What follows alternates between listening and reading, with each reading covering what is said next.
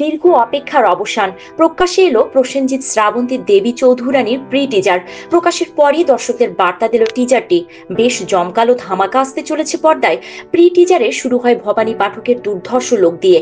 এই চরিত্রে যেন প্রসেনজিৎ চ্যাটার্জির সমর্থক হয়ে উঠেছেন। কপালে রক্ততিলক, গলায় রুদ্রাক্ষের মালা, মাথায় বাঁধালাল কাপড়ের ফেট্টি, মুখে জয় ভৈরবী ধ্বনি। প্রথম লুকেই সাড়া ফেলে দেন সুপারস্টার। এই চরিত্রের জন্য নিজেকে পুরো পাল্টে ফেলেছেন তিনি। টিজারে শ্রাবন্তীকে প্রথমে দেখা যায় প্রফুল্ল রূপে। এই প্রফুল্লই ভবানী ঠাকুরের আশীর্বাদে চোখের জল মুছে হয়ে ওঠে বাংলার দুর্দণ্ড প্রতাপ ডাকাত সম্রাজ্ঞী দেবী চৌধুরানী।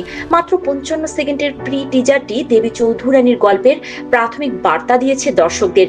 সেই সঙ্গে সঙ্গীত পরিচালক বিক্রম ঘোষের মিউজিক প্রশংসা করার মতোই।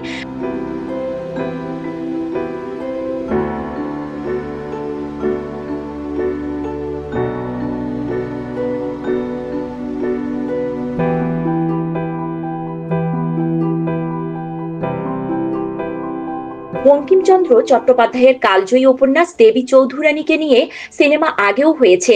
দুর্দণ্ড প্রতাপ ডাকাত রানীর চরিত্রে সুমিত্রা দেবী, সুচিত্রা সেনের মতো অভিনেত্রীরা অভিনয় করেছেন।